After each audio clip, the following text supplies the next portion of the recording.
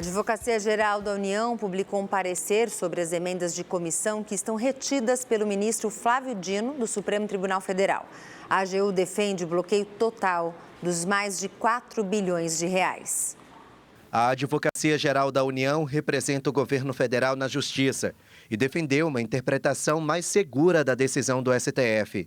No documento, a AGU ressalta que os argumentos apresentados pela Câmara para desbloquear o dinheiro não são claros e que, por isso, fica inviável a acolhida e o seguimento, de modo que o Poder Executivo fica definitivamente vedado de empenhar o que ali consta. O parecer da AGU foi divulgado um dia depois de o ministro Flávio Dino autorizar o pagamento de emendas que tinham sido aprovadas antes de 23 de dezembro, dia em que o ministro decidiu bloquear 4 bilhões e 200 milhões de reais que seriam repassados a prefeitos e governadores. A justificativa do ministro Flávio Dino para liberar parte das emendas foi evitar insegurança jurídica para estados e municípios que já contavam com essa verba. Por isso, permitiu os repasses que já estavam reservados. A AGU não concordou e defendeu que até mesmo essa reserva deve ser bloqueada por motivos de transparência. Dino não seguiu o parecer total da AGU. No entanto, o montante bilionário que já estava bloqueado deve continuar retido. Na decisão, o ministro fez duras críticas à forma como as emendas eram empenhadas pela Câmara dos Deputados e disse: verifico o ápice de uma balbúrdia quanto ao processo orçamentário, certamente inédita. O ministro disse ainda que as respostas apresentadas pela Câmara dos Deputados eram incoerentes e contraditórias e que os motivos determinantes são falsos.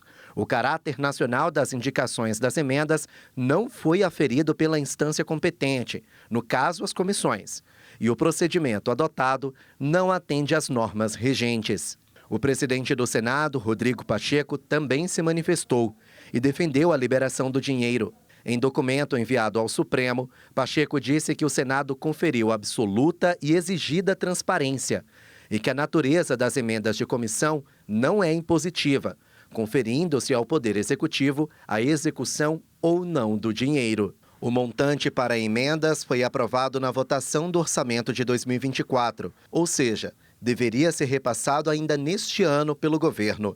Se o impasse não for resolvido até amanhã, os parlamentares vão perder o dinheiro.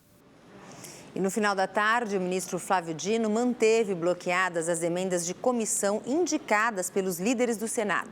Assim como aconteceu com a Câmara, o ministro permitiu os repasses empenhados antes de 23 de dezembro. E a polícia prendeu um segundo suspeito de planejar um atentado em Brasília. No último sábado, outro homem foi detido pelo mesmo motivo. O suspeito é Lucas Ribeiro Leitão. Ele estava a caminho da capital federal quando foi detido pela polícia. Lucas seguia de carona neste caminhão que foi interceptado na estrada. O corretor de imóveis era investigado desde sábado, quando denúncias anônimas revelaram que ele usava as redes sociais para incitar uma manifestação com graves consequências em Brasília. O perfil dele é fechado, mas a polícia teve acesso às postagens. Lucas Leitão é de Fortaleza. Está em prisão temporária sob custódia da Polícia Civil do Distrito Federal. No sábado, um homem em surto psicótico foi preso por ameaçar explodir os prédios da Polícia Militar e da Polícia Federal em Brasília. Segundo a polícia, o suspeito disse aos PMs que escondia explosivos no veículo e que pretendia detonar prédios públicos. O grupo antibombas foi chamado e descobriu que se tratava de uma falsa ameaça. O homem permanece preso. Por conta dessas ocorrências, o policiamento foi reforçado na esplanada dos ministérios. As forças de segurança estão espalhadas pela Praça dos Três Poderes, onde, em novembro, Francisco Vanderlei Luiz, conhecido como Tio França, detonou explosivos em frente à sede do Supremo Tribunal Federal. Ele também tinha explosivos no corpo e morreu na hora. O presidente Lula assinou o decreto que determina o novo valor do salário mínimo, que vai ser de R$ 1.518. O repórter Igor Damasceno está ao vivo em Brasília e tem as informações para a gente, né, Igor? Boa noite. Gabi, boa noite a você, boa noite a todos. O decreto presidencial vai entrar em vigor já no dia 1º de janeiro, ou seja, depois de amanhã. E, portanto, o novo valor do salário mínimo vai começar a ser depositado na conta dos trabalhadores em fevereiro do ano que vem.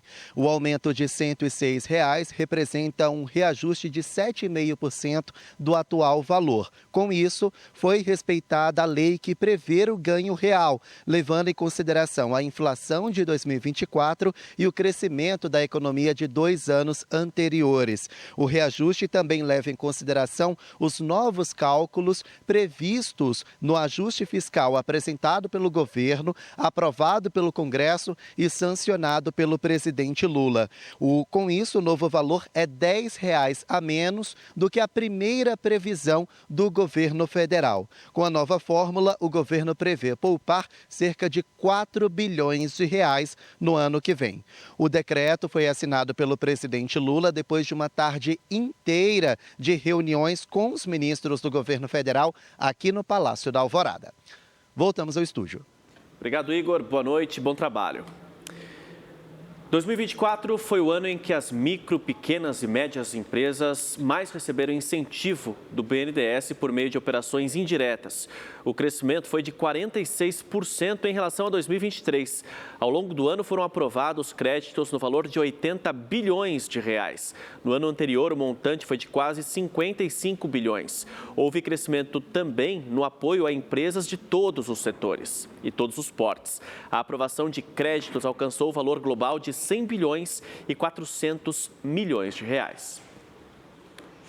Em 2024, a economia do país cresceu mais do que o esperado. E o destaque deste ano, entre vários indicadores, vai para o Produto Interno Bruto, que deve fechar o ano acima dos 3%, superando as expectativas de vários setores. A previsão do governo é que o PIB feche este ano em 3,5%. A partir de hoje, você acompanha a série Caminhos da Economia, com 5 reportagens. Uma produção especial do Rede TV News, que vai mostrar como o país voltou a crescer. No terceiro trimestre desse ano, o PIB brasileiro foi o quarto que mais cresceu entre as economias do G20, que é o grupo que reúne as maiores economias do mundo. Resultado que trouxe mais emprego, mais renda e também uma melhora significativa em vários indicadores da economia e na vida dos brasileiros.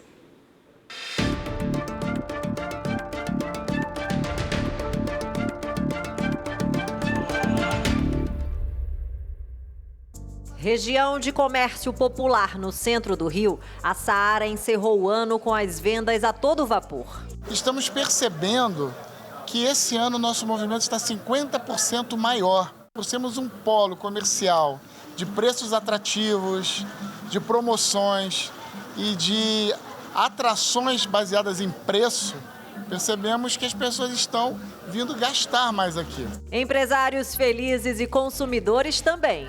Satisfação, né? Eu trabalhei, como se consegui comprar, é bom, né? Uma sensação boa.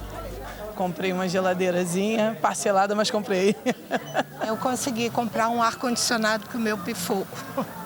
Dados divulgados pelo IBGE mostram que o comércio foi um dos responsáveis pelo crescimento do PIB do Brasil no terceiro trimestre de 2024, que registrou alta de 4% em relação ao mesmo período do ano passado. O consumo das famílias tem sido o motor da economia do país. O avanço foi de 1,5%, já são 13 altas consecutivas.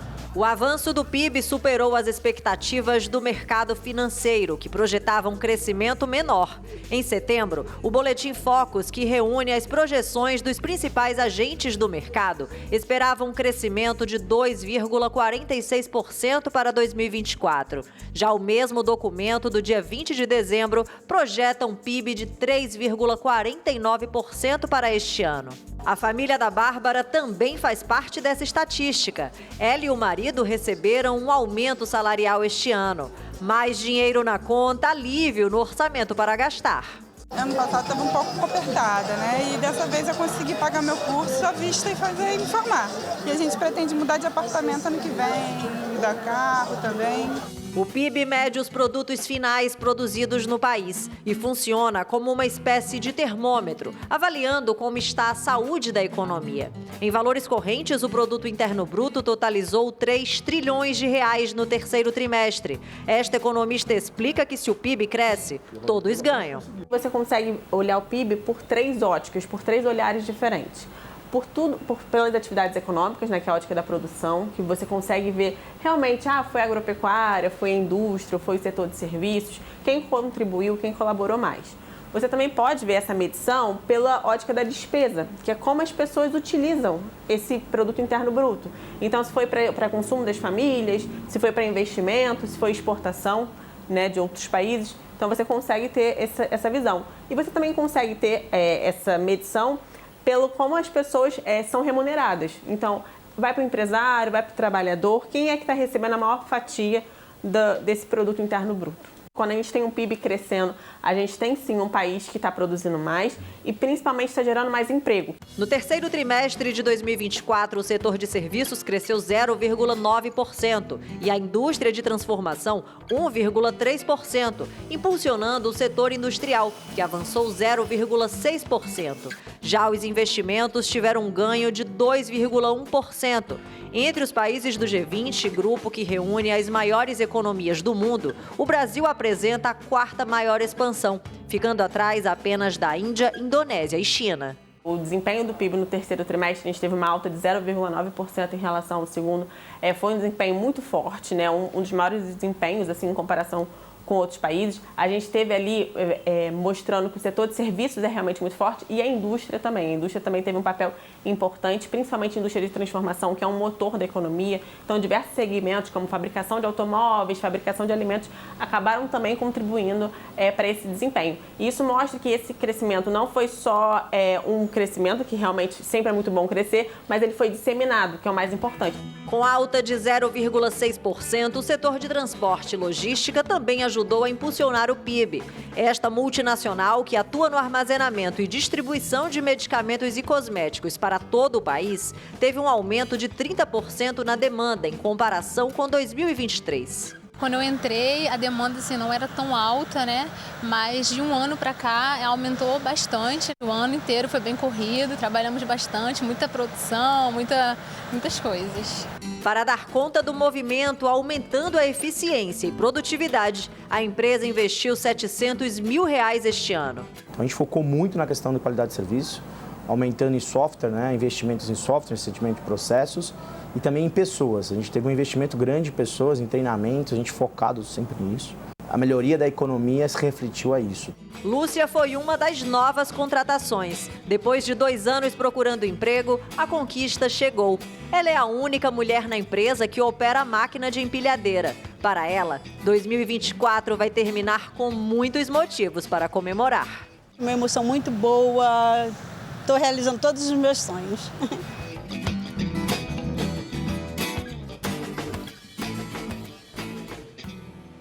E amanhã, na segunda reportagem da série Caminhos da Economia, você vai saber como o Brasil chegou à menor taxa de desemprego da série histórica divulgada pelo IBGE. 5 sócios e administradores do grupo 123 Milhas se tornaram réus na Justiça de Minas Gerais. Eles respondem pelos crimes contra relações de consumo, fraude, favorecimento a credores e lavagem de dinheiro. Os 5 acusados são da mesma família que controlava as empresas de viagens. Os irmãos Ramiro, Augusto e Cristiane Madureira, o pai deles, José Augusto Madureira, e Tânia Madureira, esposa de Augusto. A denúncia do Ministério Público afirma que, mesmo sabendo da situação financeira das empresas, os envolvidos induziram milhares de consumidores ao erro. Os réus também teriam cometido fraudes durante a análise do pedido de recuperação judicial. O Ministério Público ainda tenta fixar o valor de R$1 bilhão e 100 milhões para a reparação dos danos materiais das vítimas. A 123 Milhas negou em nota que tenha praticado qualquer crime ou que tenha agido de má-fé contra clientes, parceiros e fornecedores e que, desde o início, tem contribuído com as autoridades. 2 homens suspeitos do assassinato do vereador Marcos Aurélio de Araújo, presidente da Câmara Municipal de Tabuleiro do Norte, no Ceará, morreram ontem em confronto com policiais militares. Segundo a Secretaria de Segurança Pública do Ceará, os homens mortos são os mesmos que aparecem no vídeo que flagrou o assassinato do político. O vereador Marcos Aurélio de Araújo, do PP, tinha 57 anos e foi morto a tiros em frente à casa onde morava na noite do último dia 26. Ele estava sentado na calçada, acompanhado da sogra e de uma outra mulher. Em Fortaleza, outros 2 suspeitos de envolvimento na morte do vereador foram capturados. E em Lauro de Freitas, na região metropolitana de Salvador, na Bahia, 3 homens morreram e 11 foram presos após uma troca de tiros entre suspeitos de tráfico de drogas. Quando a polícia chegou à casa, já encontrou os mortos dentro do banheiro. Uma mulher também foi mantida refém. Parte do grupo se entregou aos agentes e outros tentaram fugir. Com eles foram encontradas armas e munições. Um tiroteio em uma comunidade da zona norte do Rio de Janeiro interrompeu uma festa de 15 anos. A festa de debutante acontecia em Vila Isabel, na zona norte do Rio, e teve de ser interrompida por causa dos tiros. Pegou um tiro aqui no telhado, hein? Muito tiro aqui em Vila Isabel. Os disparos assustaram os convidados, que se esconderam. Fazendo evento aqui agora, olha, e começa o tiroteio. E a movimentação aqui já intensa, ó, muito tiro. Os tiros foram disparados no Morro dos Macacos. Ninguém ficou ferido. O caso aconteceu na tarde deste domingo. A polícia informou que não fez operação na localidade. E agora você vai ver uma imagem impressionante. Uma bala perdida passou de raspão pela cabeça de uma mulher que tomava sol dentro de um condomínio na Barra da Tijuca, na zona oeste do Rio de Janeiro. O incidente foi flagrado ontem por uma câmera de segurança na área da piscina. Assustada, a mulher, olha só, leva a mão à cabeça e percebe o ferimento. Rosângela Torres da Silva, de 58 anos, foi socorrida e levada ao Hospital Municipal Lourenço Jorge. Depois de passar a noite em observação, ela recebeu alta hoje pela manhã. Esse caso está sendo investigado pela polícia para identificar a origem do disparo.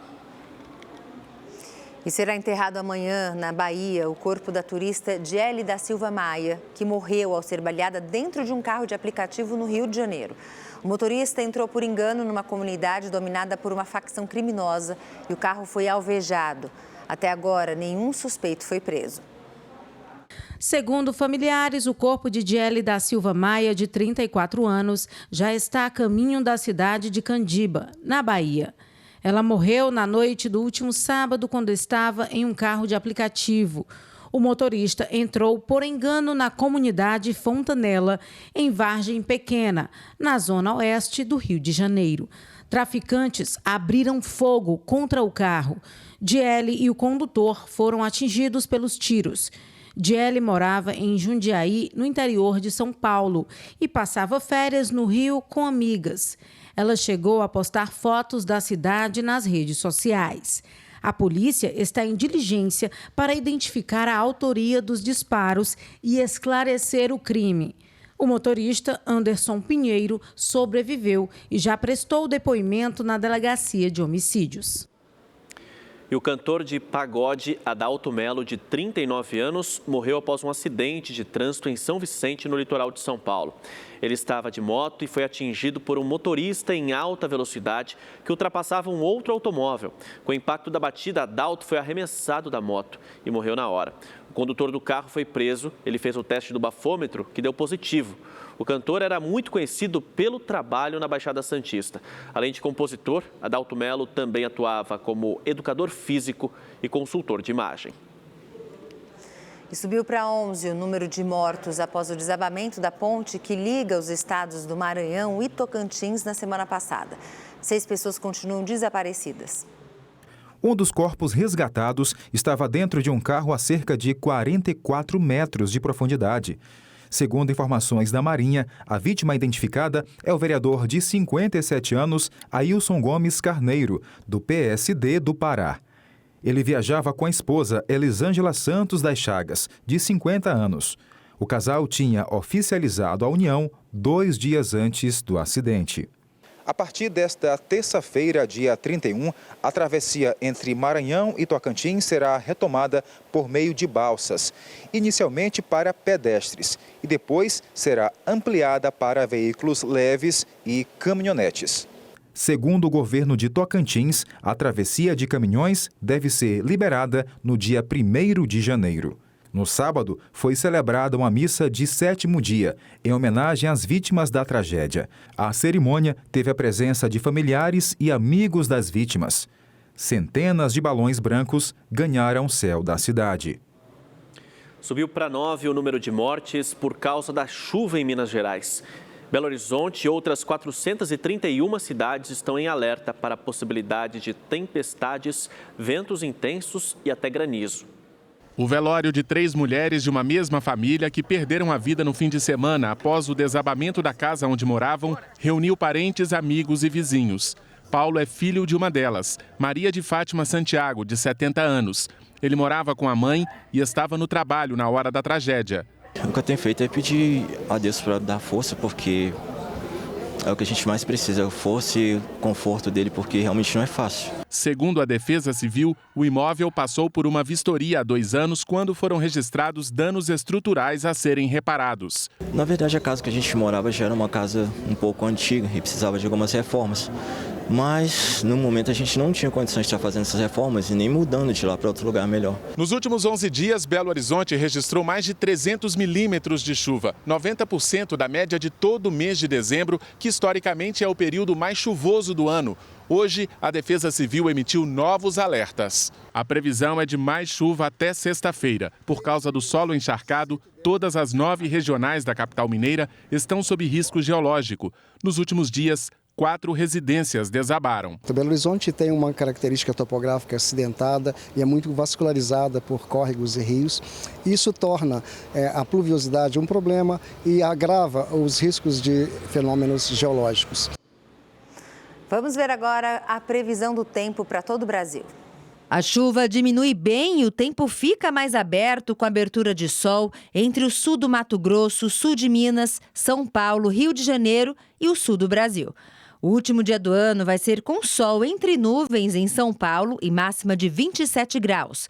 No Rio de Janeiro, mesmo com o tempo mais fechado, o ar fica abafado, faz 32 graus. Em Belo Horizonte ainda podem ocorrer pancadas fortes de chuva e máxima de 26. E o tempo fica assim mais carregado, com chuva forte entre o Amazonas, norte de Minas e o Espírito Santo. Terça-feira de muito sol e calor na maior parte do Nordeste.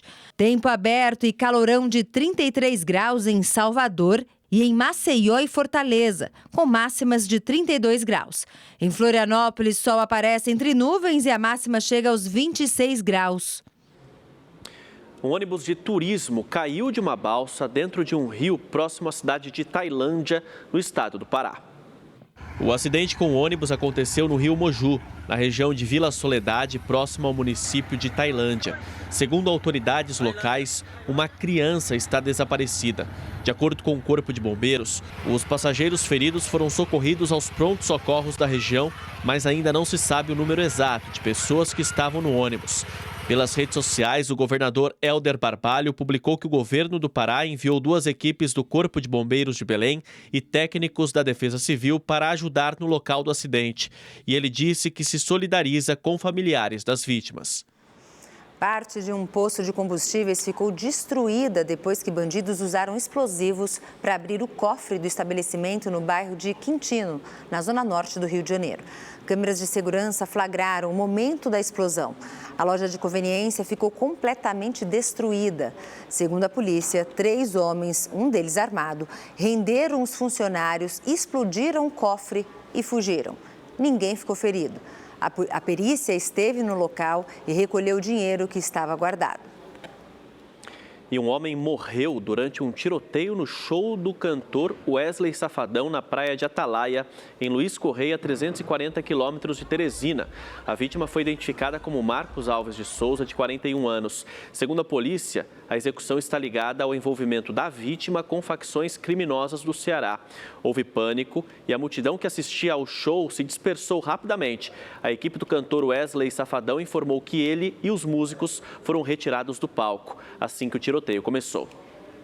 Agora, mudando de assunto, o ministro do Supremo Tribunal Federal, Alexandre de Moraes, suspendeu hoje a visita ao tenente-coronel Rodrigo Bezerra. Essa decisão que foi tomada após a segurança descobrir um fone de ouvido, um cabo USB e também um cartão de memória dentro de uma caixa de panetone que estava sendo levada ao militar pela irmã dele em uma visita na última sexta-feira.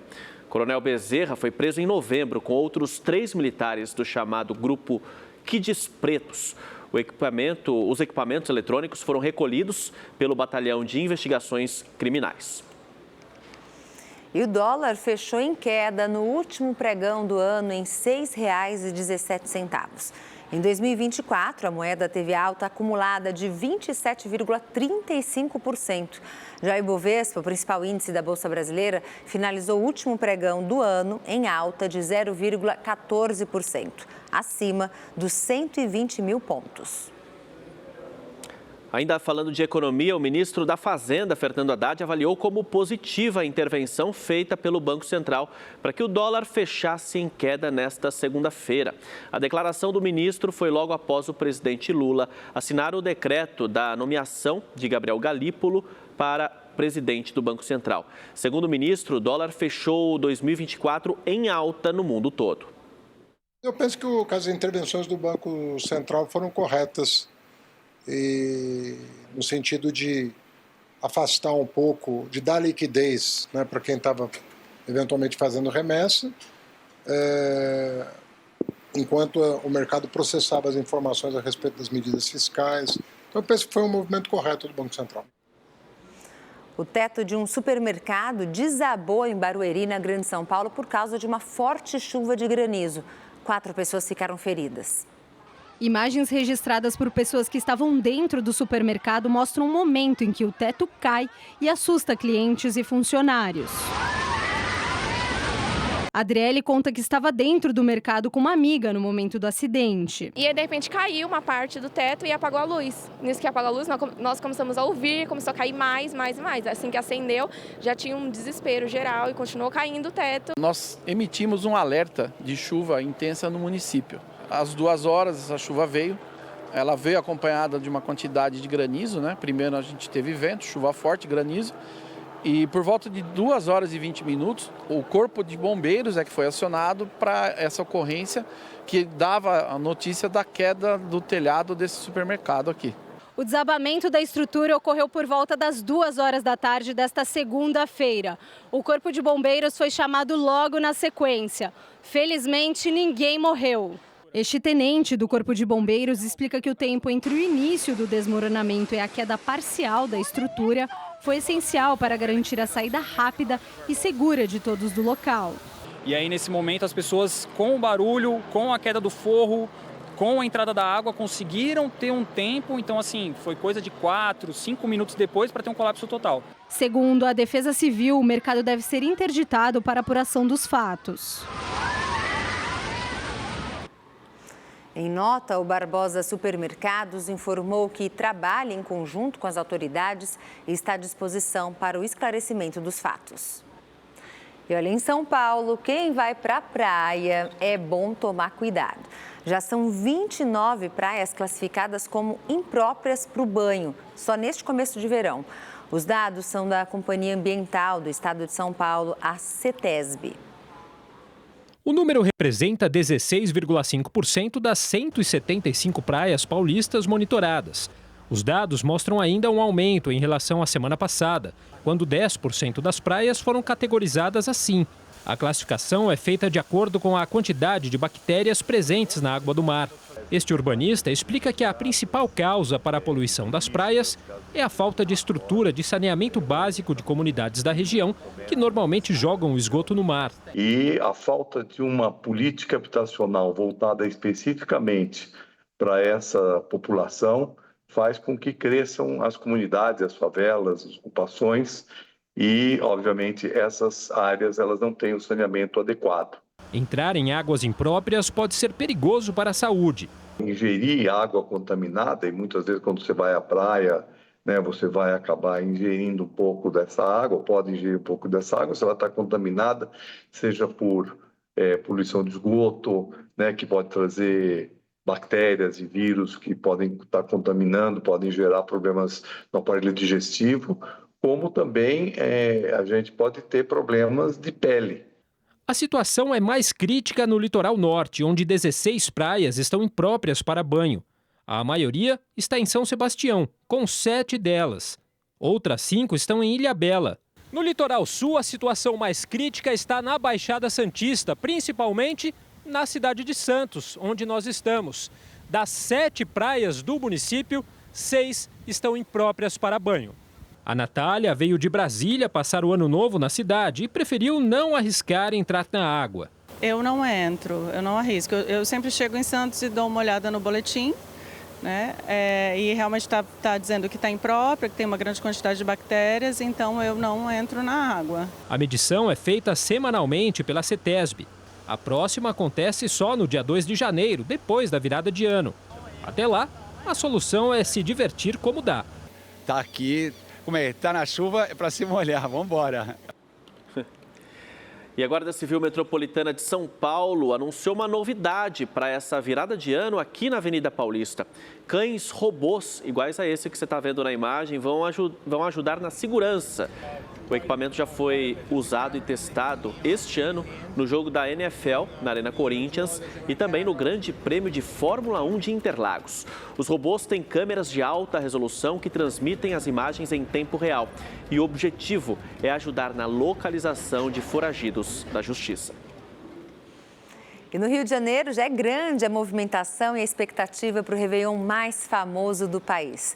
Hoje, as balsas que carregam os fogos de artifício para a queima na orla de Copacabana foram vistoriadas pelas autoridades. E o repórter Tony Vendramini traz todos os detalhes.